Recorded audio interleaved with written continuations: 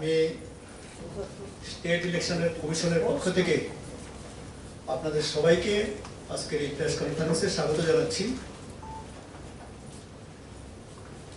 আজকের এই press conference মূলত আমাদের স্বশাসিত জেলা পরিষদের নির্বাচন সংক্রান্ত। আপনারা জানেন গত বছরের 17ই মে আমাদের ডিস্ট্রিক্ট কাউন্সিলের মেয়াদ শেষ হয়েছিল। মেয়াদ শেষ হওয়ার পূর্বেই রাজ্য নির্বাচন কমিশনের পক্ষ থেকে সমস্ত ধরনের উদ্যোগ গ্রহণ করা হয়েছিল যাতে যথাসময়ে ডিস্ট্রিক্ট কাউন্সিলের নির্বাচন সংগঠিত করা যায়। কিন্তু দুর্ভাগ্যজনকভাবে কোভিড ভাইরাসের অতিমারিতে আমাদের সারা দেশ এবং সেই সঙ্গে আমাদের রাজ্যের সমস্ত স্বাভাবিক কাজকর্ম সম্পূর্ণভাবে ব্যাহত হয়, আপনারা সেটা জানেন। এবং এই ব্যাহত হওয়ার ফলে আমাদের সম্পূর্ণ প্রস্তুতি থাকা সত্ত্বেও আমরা ডিস্ট্রিক্ট কাউন্সিলের নির্বাচন যথাসময়ে করতে পারি না।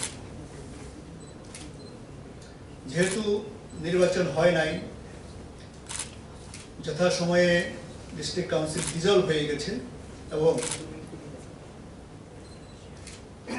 জেলা পরিষদের স্বাভাবিক কাজকর্ম বজায় রাখার জন্য ত্রিপুরার মাননীয় রাজ্যপাল মহোদয়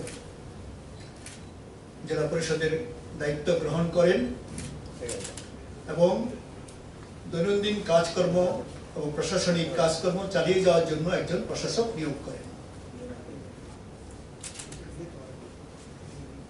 প্রশাসকই এখনো ডিস্ট্রিক্ট কাউন্সিলে আছেন। আমরা ইন দ্য মিন টাইম দেখেছি যে আমাদের রাজ্যে কোভিড সংক্রমণের যে প্রকোপ সেটা ধীরে ধীরে কমতে শুরু করেছে, তীব্রতা অনেক কম হয়ে গেছে এবং তীব্রতা কমার সাথে সাথে আমরা আবারও নতুনভাবে প্রস্তুতি নিই যাতে খুব সহজে ডিস্ট্রিক্ট কাউন্সিলের নির্বাচন সংগঠিত করা যায়। আমাদের স্টেট মেশিনারিজ এবং প্রশাসন, নির্বাচন কমিশন এখন আমরা প্রস্তুত যে আমরা জেলা পরিষদ নির্বাচন করতে পারি এবং এর জন্য যে বাতাবরণ সৃষ্টি হয়েছে সেটা মূলত আমাদের যারা কোভিড ওয়ারিয়ার্স, যারা অক্লান্ত পরিশ্রম করেছেন, ওনাদেরকে আমরা কমিশনের পক্ষ থেকে অসংখ্য ধন্যবাদ জানাই। কারণ ওনাদের প্রচেষ্টা, রাজ্য প্রশাসনের তৎপরতা এবং জনসাধারণের সক্রিয় সহযোগিতা এবং আপনাদেরও বিরাট একটা অবদান অ্যাওয়ারনেস ক্যাম্পেইনে, এই সবগুলো মিলে আমাদের রাজ্যে কোভিড নিয়ন্ত্রণে এসেছে। এই মুহূর্তে সম্পূর্ণ যায়নি, কিন্তু কমে গেছে। আজকের দিনে আমাদের কাছে যে তথ্য, সেই তথ্য অনুযায়ী মাত্র 39 জন অ্যাক্টিভ কোভিড পেশেন্ট আমাদের রাজ্যে আছেন। তাই আমরা আজকে জেলা পরিষদের নির্বাচনের নির্ঘণ্ট আমরা আজ ঘোষণা করব। এই ঘোষণার পূর্বে আমরা কমিশনের পক্ষ থেকে কি উদ্যোগ গ্রহণ করেছি এই নির্বাচন করার জন্য, সেই সম্পর্কে আপনাদেরকে একটু আমি বলছি। আপনারা হয়তো জানেন যে আমাদের জেলা পরিষদের টোটাল যে নির্বাচন ক্ষেত্র, এটা হচ্ছে সংখ্যা হচ্ছে 28টি। 28টি নির্বাচন ক্ষেত্রের মধ্যে 25টি নির্বাচন ক্ষেত্র হচ্ছে আমাদের তপশিলি উপজাতি সংরক্ষিত এবং বাকি যে 3টি সেগুলি অসংরক্ষিত নির্বাচন ক্ষেত্র। যে 3টি অসংরক্ষিত নির্বাচন ক্ষেত্র সেগুলো হচ্ছে 2 নম্বর মাছমারা, 3 নম্বর দরদা কাঞ্চনপুর, 6 6 নম্বর মনু ছৈলেংটা কনস্টিটিউয়েন্সি। আমরা সুষ্ঠুভাবে যাতে এই নির্বাচন করা যায় সে কারণে সমস্ত জেলা শাসকদেরকে আমরা ডিস্ট্রিক্ট ইলেকশন অফিসার হিসাবে নিয়োগ করেছি এবং জেলা শাসকরা আমাদের কমিশনের সমস্ত নির্দেশাবলী পালন করবেন এবং জেলার মধ্যে যে নির্বাচনী ক্ষেত্রগুলো রয়েছে সেগুলো যাতে আমাদের রিটার্নিং অফিসাররা সঠিকভাবে কাজ করেন, ওনাদেরকে সাহায্য করা এবং সমস্ত ধরনের সাপোর্ট দেওয়া, এটার কাজ ওনারা করবেন, সুপারভিশন করবেন, মনিটরিং করবেন। আমাদের যে 23টি সাব ডিভিশন, তার মধ্যে প্রায় সবগুলো সাব ডিভিশনে আমাদের এডিসি এরিয়া রয়েছে। একমাত্র সদর সাব ডিভিশন যেখানে আমাদের কোনো এডিসি এরিয়া নেই, বাকি প্রায় সবগুলোতে আমাদের কিছু না কিছু এডিসি এরিয়া রয়ে গেছে। আমরা 16টি সাব ডিভিশনকে আমরা সবচেয়ে যেখানে কনস্টিটিউয়েন্সিগুলি বিরাট এলাকা আছে সেই সাব ডিভিশনের যারা মহকুমা শাসক তাদেরকে আমরা রিটার্নিং অফিসার হিসেবে নিয়োগ করেছি। টোটাল রিটার্নিং অফিসারের সংখ্যা হচ্ছে 16। আর বাকি যে 60টি সাব ডিভিশন রয়ে গেল সেই 60টি সাব ডিভিশনের মহকুমা শাসক যারা আছেন ওনারাও যে রিটার্নিং অফিসাররা নিয়োগ হয়েছে ওনাদেরকে পুরো নির্বাচনের কাজে ওনারা সাহায্য করবেন, সহযোগিতা করবেন। নির্বাচন পরিচালনায় আপনারা জানেন যে sector magistrate, police sector magistrate ওনাদের একটা বড় ভূমিকা থাকে। আইন শৃঙ্খলা থেকে সমস্ত কিছুতে ওনাদের দায়িত্ব থাকে। আমরা কমিশনের পক্ষ থেকে এখন পর্যন্ত সর্বমোট 274 জন সেক্টর ম্যাজিস্ট্রেট নিয়োগ করেছি। তার মধ্যে রিজার্ভে থাকবে 64 জন, 210 জন ওনাদেরকে স্পেসিফিক পোলিং স্টেশন ভাগ করে দেওয়া হয়েছে। হিসেব করলে যেটা দাঁড়ায় সেটা হচ্ছে আমরা গড়ে 6টার বেশি পোলিং স্টেশন কারো আন্ডারে আমরা দিইনি। 6টা পোলিং স্টেশনকে একজন সেক্টর অফিসার পর্যবেক্ষণ করবেন এবং মনিটরিং করবেন। ঠিক সমসংখ্যক পুলিশ সেক্টর অফিসার নিয়োগ করার জন্য আমরা আরক্ষা দপ্তরকে অনুরোধ করেছি। আমাদের ধারণা সে ওনাদের তরফ থেকেও খুব সহসাই পুলিশ সেক্টর অফিসারের যে নিয়োগ সেটা বেরিয়ে যাবে। তবে একটা জিনিস আরো, সেটা হচ্ছে যেহেতু সুশৃঙ্খলভাবে এবং অবাধ এবং শান্তিপূর্ণভাবে আমাদের নির্বাচন করার উদ্দেশ্য, আমরা district election officers, returning officers, আরক্ষা দপ্তর আমরা সবার সঙ্গে মিটিংয়ে বসেছি এবং আমরা আমাদের প্রস্তুতি আমরা খতিয়ে দেখেছি, পর্যালোচনা করেছি। আইন শৃঙ্খলার ব্যাপারে আমরা আরক্ষা দপ্তর, রাজ্যের স্বরাষ্ট্র দপ্তর ওনাদের সঙ্গে বসে কিভাবে আমরা শান্তিপূর্ণভাবে এবং ফ্রি ফেয়ারভাবে ইলেকশনটা সংগঠিত করতে পারি তার জন্য আমরা যে ব্যবস্থাপনা নেওয়া দরকার তার জন্য আমরা ব্যবস্থা নিচ্ছি। বিভিন্ন রাজনৈতিক দল যারা আমাদের রাজ্যে রয়েছেন, স্বীকৃত রাজনৈতিক দল, রিকগনাইজড ন্যাশনাল পার্টি এবং রিকগনাইজড স্টেট পার্টি, তাদের সঙ্গে আমরা মিলিত হয়েছি। আমরা ওনাদের অ্যাডভাইস এবং সাজেশনও জানতে চেয়েছি। ওনারা আমাদেরকে বিভিন্নভাবে সাহায্য করেছেন। ওনারা আমাদেরকে সম্পূর্ণ সহযোগিতার আশ্বাস দিয়েছেন। তার জন্য নির্বাচন কমিশনের পক্ষ থেকে আমরা রাজনৈতিক দলগুলোকে ধন্যবাদ জানাই। ওনারা আমাদেরকে কমিটমেন্ট দিয়েছেন যে এই নির্বাচনে ওনারা সম্পূর্ণভাবে আমাদেরকে সহযোগিতা করবেন। ওনাদের যে ইনপুটস ছিল, ওনাদের যে অ্যাডভাইস ছিল, সেই সম্পর্কে আমরা দেখেছি এবং যথাযথ ব্যবস্থা নেওয়ার উদ্যোগ আমরা গ্রহণ করেছি। ভিডিওগ্রাফি করা একটা ইম্পর্টেন্ট অ্যাসপেক্টস আমাদের ইলেকশনে। যে মেজর ইভেন্টগুলো হয়, গুরুত্বপূর্ণ যে ইভেন্টসগুলো হবে, সেগুলোকে আমরা ভিডিওগ্রাফি করব। যেমন এই যে ইলেকট্রনিক ভোটিং মেশিনের চেকিং হচ্ছে, তো সেটার ভিডিওগ্রাফি। আমাদের ইলেকট্রনিক ভোটিং মেশিনগুলোকে কমিশনিং করা, সেটাও ভিডিওগ্রাফি হবে। নমিনেশন পেপার যে ক্যান্ডিডেটরা জমা দেবেন, সেটাকে ভিডিওগ্রাফি করা হবে। স্ক্রুটিনি যখন হবে, তাও ভিডিওগ্রাফি করা হবে। উইথড্রয়াল অফ ক্যান্ডিডেটস যদি হয়, সেটাও আমরা ভিডিওগ্রাফি করব। এবং সর্বশেষ কাউন্টিংয়ের সময় আমরা সম্পূর্ণ ভিডিওগ্রাফি করব। এই নির্বাচনে আগের মতোই যাদের নাম ভোটার লিস্টে আছে এবং যাদের কাছে এপিক রয়েছে, ওনাদেরকে আইডেন্টিফিকেশন করা হবে এপিক দিয়ে।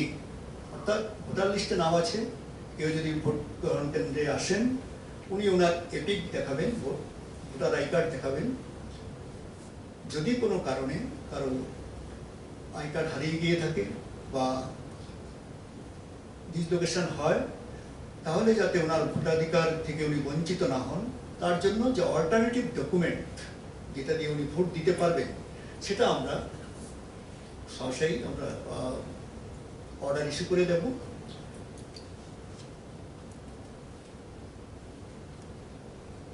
নমিনেশন যখন হবে, কোভিড গাইডলাইন যেহেতু আছে, আমরা কয়েকটা নির্দেশ দিয়েছি। সেটা হচ্ছে, প্রথমত নমিনেশন পেপার অনলাইন পাওয়া যাবে। আমাদের যে স্টেট ওয়েবসাইট আছে, স্টেট ইলেকশন কমিশনের, সেই ওয়েবসাইট থেকে এটাকে ডাউনলোড করা যাবে এবং ডাউনলোড করার পরে প্রিন্ট করে সেটাকে ফর্মটা ফিল আপ করে পার্সোনালি গিয়ে রিটার্নিং অফিসারের কাছে জমা দিতে হবে। এ হচ্ছে নমিনেশন পেপার। আর যদি কেউ মনে করেন যে না, আমি নমিনেশন পেপার সংগ্রহ করে আমি জমা দেবো, তাতে কোনো আপত্তি নেই। কিন্তু সুবিধার জন্য আমরা এটা ওয়েবসাইটও দিয়ে দিচ্ছি, যাতে ক্যান্ডিডেটরা ইচ্ছে করলে সেটা ডাউনলোড করে ব্যবহার করতে পারেন। একজন ক্যান্ডিডেটের সঙ্গে দুজন লোক মানে ব্যক্তি যেতে পারবেন নমিনেশন জমা দেওয়ার সময়, এবং প্রতি ক্যান্ডিডেট দুটোর বেশি গাড়ি ব্যবহার করতে পারবেন না। দুটো গাড়ি বলতে লাইট ভেহিকেল দুটোর বেশি ওনারা ব্যবহার করতে পারবেন না। এবং নমিনেশন গ্রহণ করা হবে 11টা থেকে 3টে।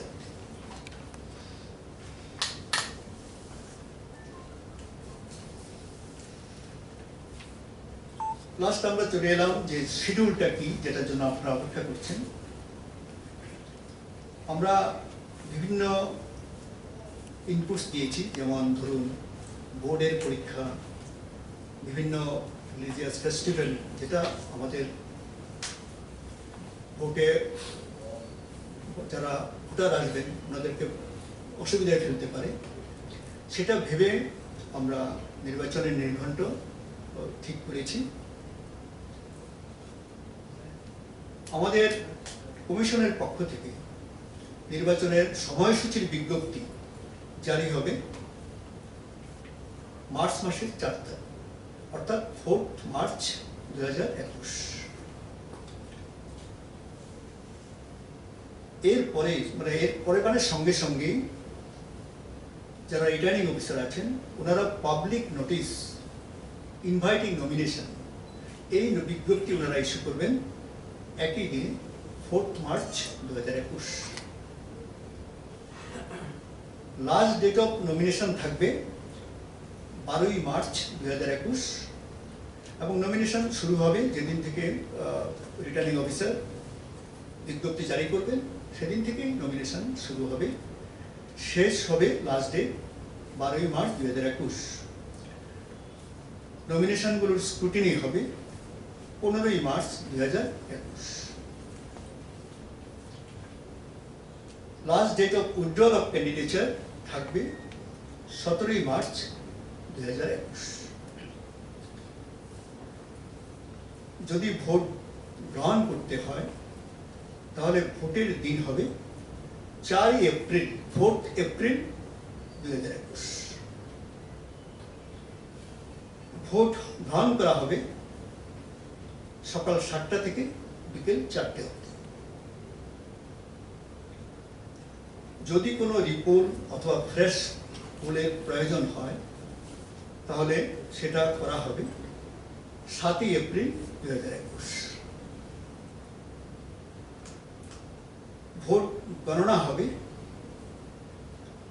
8 এপ্রিল 2021। ভোট গণনা শুরু হবে সকাল 8টা থেকে এবং শেষ হওয়া অবধি সেটা চলবে, এবং 13 এপ্রিলের মধ্যে আমাদের সম্পূর্ণ নির্বাচন প্রক্রিয়া আমরা শেষ করব। এ হচ্ছে আমাদের নির্বাচনের যে শিডিউল। আজকে এই শিডিউল অ্যানাউন্সমেন্টের সাথে সাথে আমাদের স্বশাসিত জেলা পরিষদ এলাকাতে মডেল কোড অফ কন্ডাক্ট চালু হয়ে গেছে, এবং এই মডেল কোড অফ কন্ডাক্ট আমাদের সমস্ত রাজনৈতিক দল, ক্যান্ডিডেটস, স্টেট গভর্নমেন্ট এবং জেলা পরিষদ প্রশাসন তাদের সবার ক্ষেত্রে এটা অ্যাপ্লিকেবল হবে। কমিশনের পক্ষ থেকে আমরা শিডিউল অ্যানাউন্স করেছি। আমরা রাজ্যের সমস্ত ভোটার, রাজনৈতিক দল যারা ভোটে অংশগ্রহণ করবেন এবং রাজ্যের সমস্ত জনগণের কাছ থেকে সম্পূর্ণ সহযোগিতা আমরা কামনা করি, যাতে আমরা খুব সুন্দরভাবে, শান্তিপূর্ণভাবে, অবাধভাবে এই নির্বাচন আমরা সুসম্পন্ন করতে পারি। সঙ্গে সঙ্গে আপনারা আমাদেরকে বিভিন্ন সময়ে সাহায্য করছেন এবং আপনাদের একটা বিরাট কন্ট্রিবিউশন রয়ে গেছে ইলেকশন প্রসেসে। আমি কমিশনের পক্ষ থেকে প্রথমত আপনারা যতটুকু আমাদেরকে সাহায্য করেছেন মিডিয়ার পক্ষ থেকে সবাইকে অশেষ ধন্যবাদ, এবং আগামী দিনে নির্বাচন প্রক্রিয়া চলাকালীন সময়ে আপনাদের সম্পূর্ণ সহযোগিতা আমরা আশা করি। আপনারা নিশ্চয়ই সেটা করবেন, এবং আপনাদের কাছ থেকে আমরা যেসব ফিডব্যাক পাই সেটা আমাদেরকে আমাদের কাজ করার ক্ষেত্রে আরো বেশি সাহায্য করে। আমরা আশা করব আপনারা আমাদেরকে ফিডব্যাক দেবেন। পক্ষ থেকে কি ইভিএম নিয়ে কোনো আপত্তি তোলা হয়েছে? এক নাম্বার, এই আপনারা কি একই সঙ্গে মিটিং করেছেন না আলাদা আলাদাভাবে করেছেন? আমরা রাজনৈতিক দলগুলোর সাথে আলাদা আলাদাভাবে মিটিং করেছি। যারা সবাইকে আমরা ইনভাইট করেছি আলাদা আলাদা টাইমিংস দিয়ে, যাতে ওনারা বেশি সময় আমাদেরকে দিতে পারেন, আমরাও ভালো করে ওনাদের কাছ থেকে বুঝতে পারি। যথারীতি ওনারা এসেছিলেন, এবং ইভিএম সংক্রান্ত ব্যাপারে একটি রাজনৈতিক দলের পক্ষ থেকে বলা হয়েছিল যে এটা ভিভিপ্যাট ইউজ করা হবে কিনা। এছাড়া অন্য কোনো রাজনৈতিক দল এ সম্পর্কে কোনো প্রশ্ন করে এটা বলছি না আমি, কোন রাজনৈতিক একটা দলের পক্ষ থেকে বলেছে ভিভিপ্যাট আমাদের যে স্বশাসিত জেলা পরিষদের যে আইন সেখানে ভিভিপ্যাটের কোনো উল্লেখ নেই। ইভিএম উল্লেখ আছে, ভিভিপ্যাটের কথা উল্লেখ নেই। আরেকটা প্রশ্ন হচ্ছে, এই ইলেকশন প্রসেস চলাকালীন স্টেট গভর্নমেন্ট বাজেট পেশ করবে বিধানসভাতে, তো এই কোড অফ কন্ডাক্ট যেটা আছে সেটার ক্ষেত্রে বাজেটে কাটছাট করে এই বিষয়টা কি কিভাবে দেখতে পারে?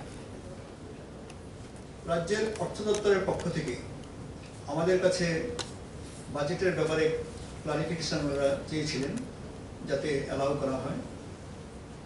এক্সেমশন চেয়েছিলেন ওরা মডেল কোড অফ কন্ডাক্ট যদি কোনো ইলেকশন অ্যানাউন্স হয়।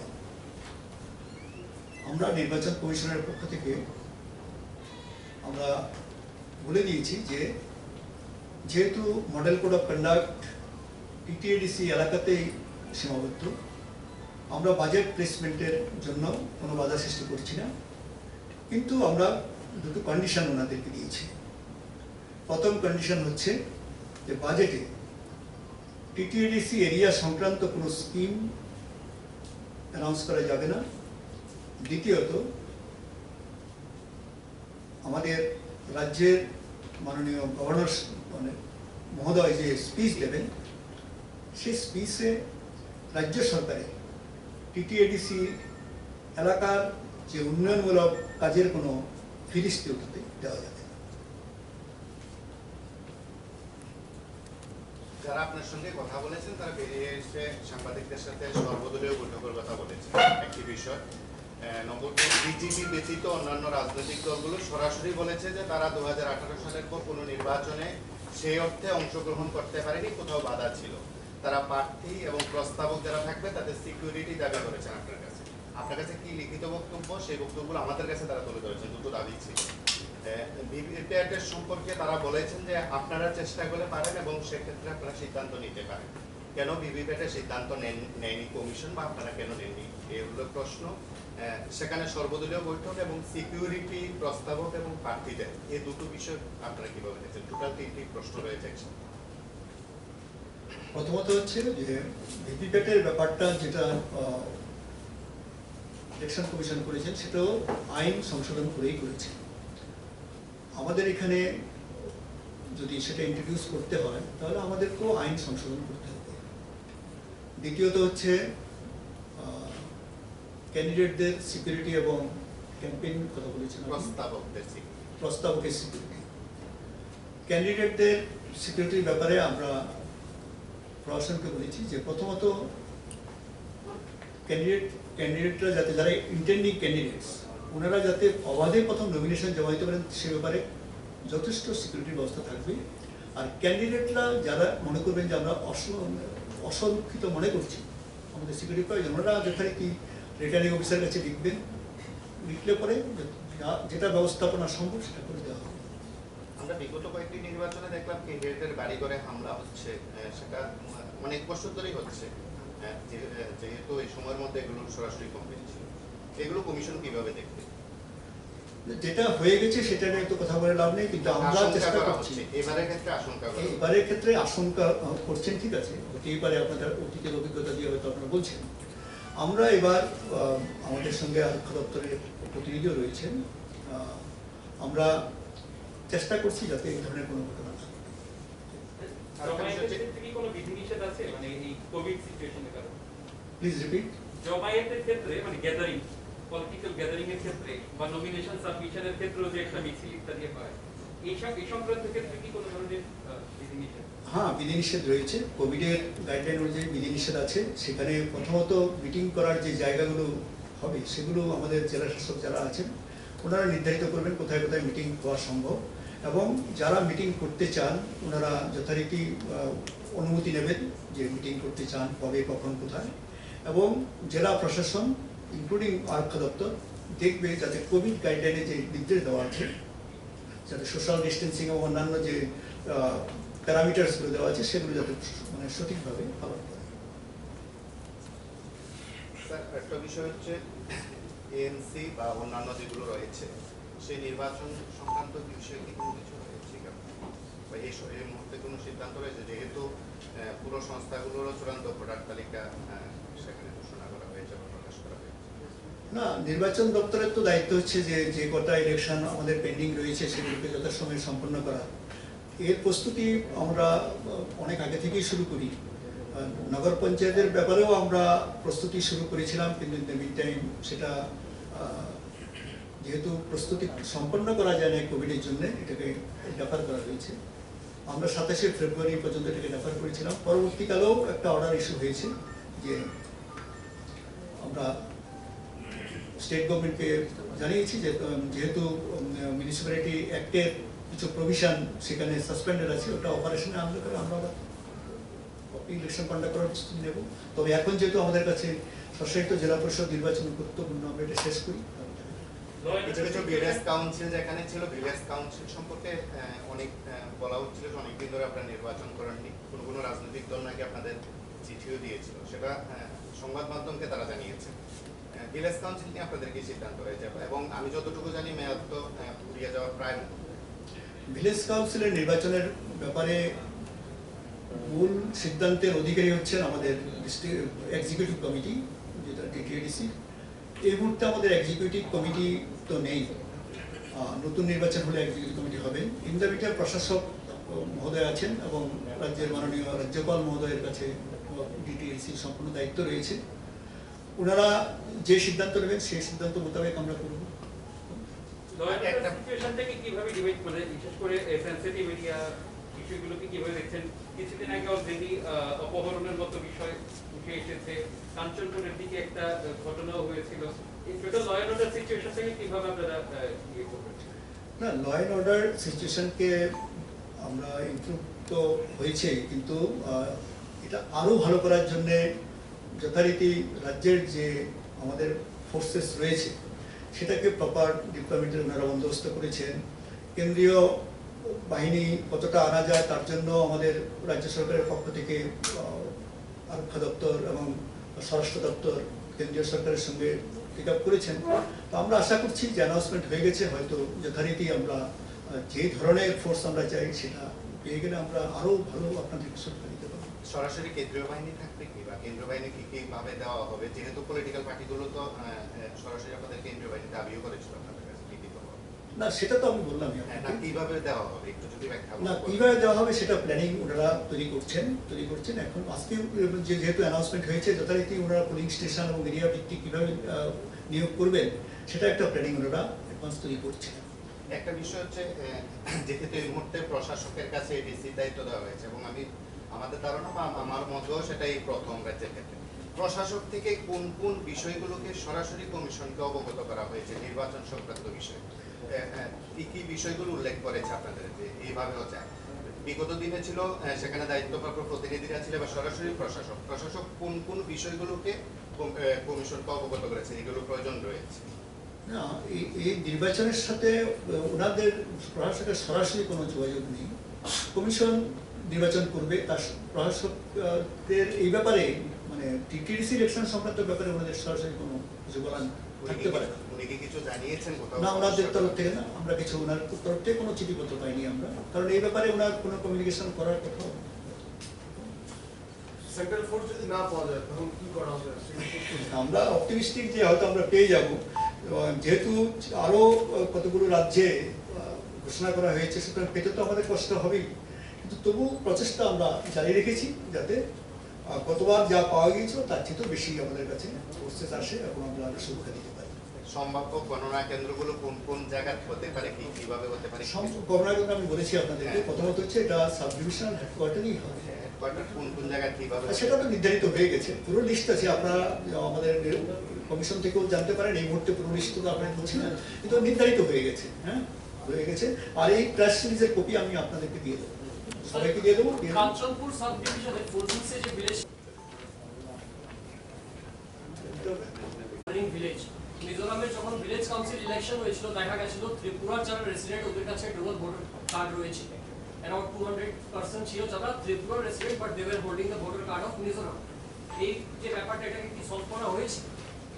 না, এটা আমাদের যারা ভোটার, আমাদের যারা ভোট দিতে পারবেন, আমরা তাদেরকে অ্যালাউ করবো। রিটার্নিং অফিসারকে সেভাবে নির্দেশও দেওয়া আছে, এবং যেহেতু আপনিও বলছেন আমরা আরও দেখে দেবো কি সমস্যা আছে, কিন্তু আমরা নিশ্চয়ই এগুলো সম্পর্কে আমাদের তো 1244, আমি পরে আপনাদের ডিটেলস বলছি।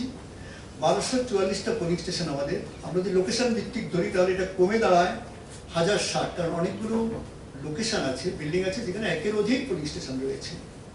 তাহলে 1060 যদি আমরা লোকেশন ধরি, তাহলে সেক্টর অফিসারদের অ্যাকচুয়ালি লোকেশন মনিটর করার ব্যাপারটা আরো কমে নিচে চলে আসবে। সেটা আমার ধারণা যে 5-এর কাছাকাছি থাকবে, 6-এর জায়গাতে 5 হয়ে যাবে লোকেশন।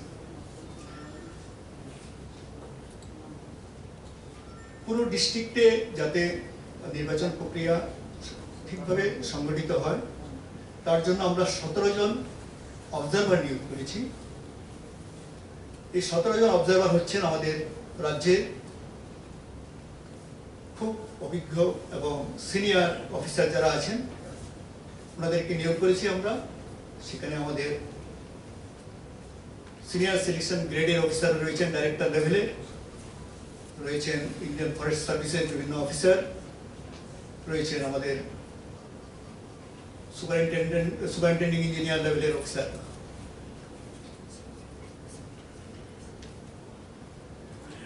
আমরা যদিও গত বছরই আমাদের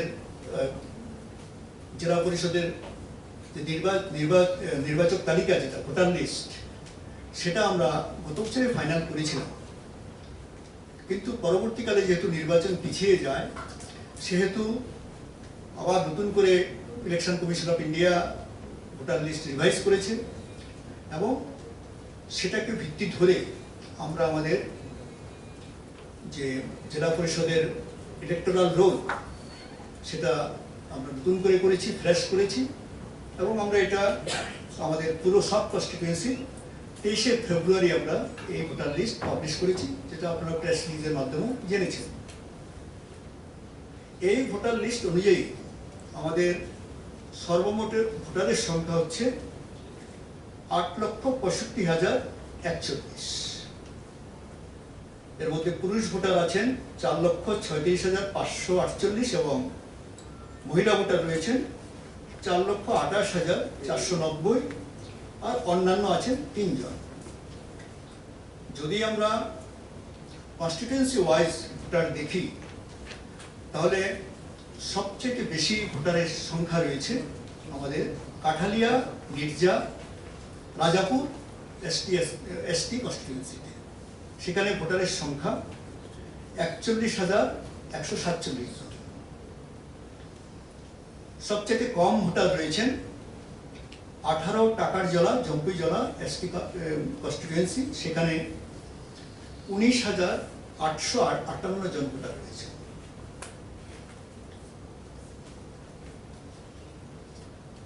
যেহেতু আমাদের 8,65,000 উপরে ভোটার রয়েছেন, আমরা ভোট গ্রহণ কেন্দ্র নির্ধারিত করেছি।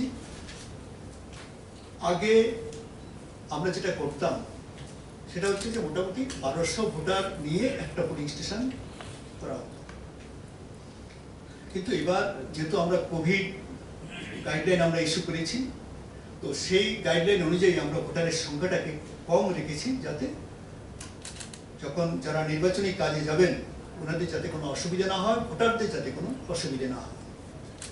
এটা মাথায় রেখে আমরা ভোটারের সংখ্যার লিমিটেশন করেছি যে 1000-এর মধ্যেই সীমাবদ্ধ থাকার চেষ্টা করা হবে যতটুকু সম্ভব, এবং তা করাতে আমাদের পোলিং স্টেশনের সংখ্যা বাড়াতে হয়েছে। যেখানে আমাদের 2015-তে আমার মনে হয় 1060টা ছিল পোলিং স্টেশন, 1060টি পোলিং স্টেশন, 1071টি পোলিং স্টেশন ছিল 2015-তে। সেখানে এবার বেড়ে আমাদের হয়েছে 1244টি পোলিং স্টেশন। এর একটা ইমপ্লিকেশন রয়ে গেছে। ইমপ্লিকেশনটা হচ্ছে এর জন্য আমাদের ভোট কর্মী বেশি লাগবে, আমাদের সিকিউরিটি অ্যারেঞ্জমেন্ট বেশি করতে হবে, সমস্ত কিছুতে আমাদের একটা বড় ব্যয় হবে, বড় অ্যারেঞ্জমেন্ট আমাদের করতে হবে। এবং সেক্টর অফিসাররা যদি পোলিং স্টেশনগুলো আরো না বাড়তো, তাহলে হয়তো আরো বেশি মনিটর করতে পারতেন, কম সংখ্যক পোলিং স্টেশন মনিটর করতে পারতেন। তো এগুলো আমাদের ইম্প্যাক্টটা কিছুটা হবে। এগুলো মাথায় রেখে আমরা আমাদের প্রস্তুতি করেছি। তো এই 1244টা পোলিং স্টেশনের মধ্যে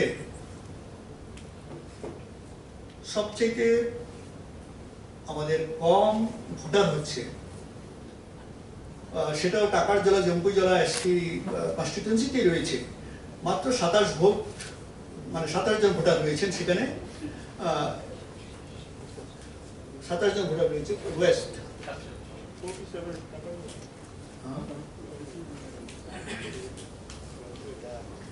ও সরি, না আমি ভুল বলেছি আপনাদেরকে। এটা হচ্ছে 47 জন ভোটার, যেটা হালাইছড়ি টি স্টেট এসবি স্কুলে রয়েছে, এবং এটা হচ্ছে দামছড়া কচুছড়া এসটি কনস্টিটিউয়েন্সিতে। বাকি যে পোলিং স্টেশনগুলো, সেখানে সবগুলোতেই গাড়ি চলাচল করে।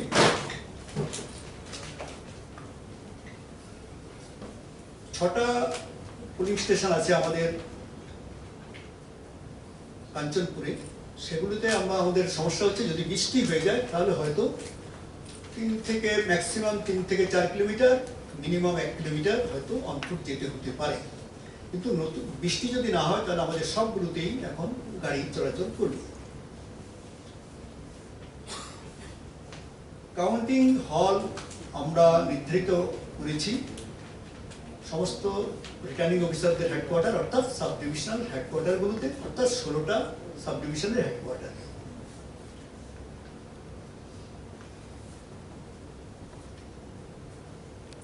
এই নির্বাচনে আমরা ইভিএম ইউজ করব এবং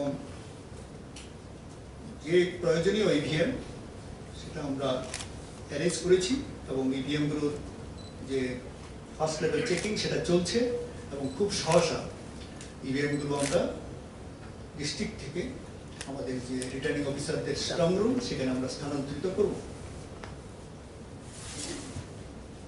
আমরা হেলথ ডিপার্টমেন্টের, রাজস্ব দপ্তরের এবং অন্যান্য যারা কোভিড ভাইরাসের যুদ্ধের সঙ্গে জড়িত ওনাদের থেকে ইনপুটস নিয়ে আমাদের কোভিড গাইডলাইন আমরা স্টেটের ইস্যু করেছি, যে গাইডলাইনটা আমাদের যে